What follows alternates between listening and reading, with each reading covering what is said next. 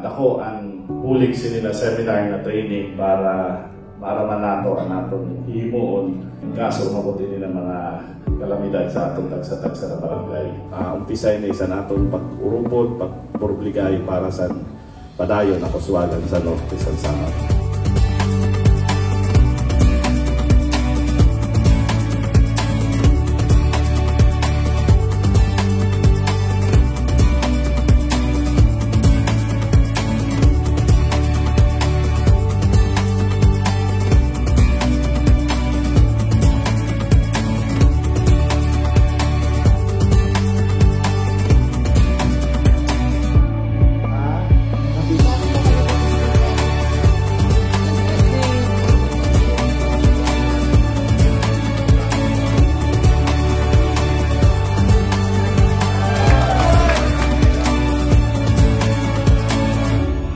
This activity hopefully would empower all barangay officials na hindi basta-basta yung pagiging barangay official, but they have that accountability to protect their people, no? Especially during calamities, disaster, and bawat buhay ay may halaga. Kaya kailangan talaga yung lahat na tulong, lahat na impormasyon para yung lahat na tao magkakaroon ng marig-on, maniswagon, and malipayo na pamumuhay sa kanekta nilang mga barangay.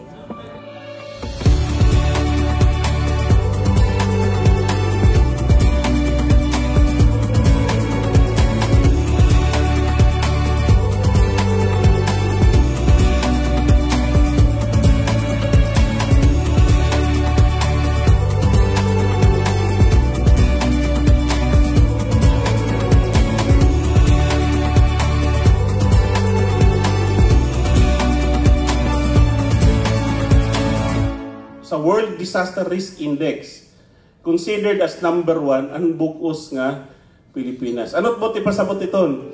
Number 1 kita nga pag-aagianhin bagyo, number 1 kita nga may mga linog nga ginaabat naton nga na, number 1 kita nga mama-apektaran iton climate change.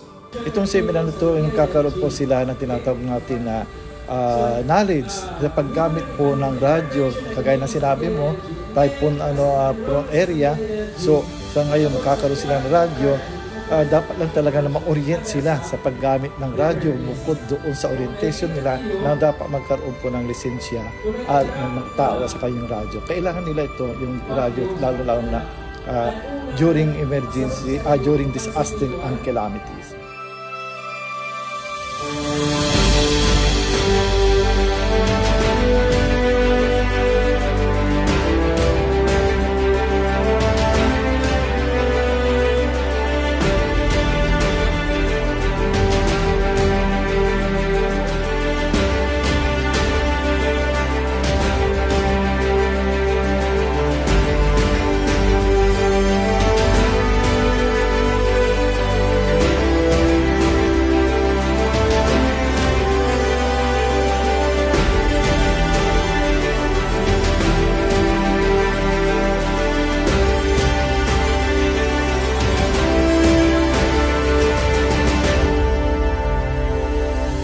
Kung may da kalamidad, ansyahan nga maaksyon ang aton mga barangay officials. Okay, so communication it pinaka-importante. Gusto paunaan mo naton nga maabot ang kaangayang impormasyon nga da ang aton pinaka-kirayo nga mga barangay.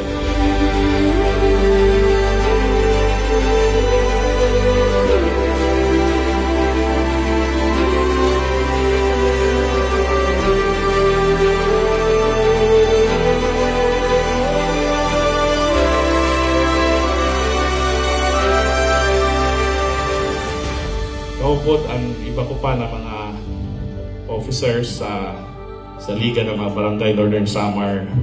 Thank you for attending this short course training seminar. Ngan padayon na kita na magpuruligay, kasarayo para sa padayon na kuswagan sa probinsya sa Norte sa Samar. Salamat ngan mo pay na kasi.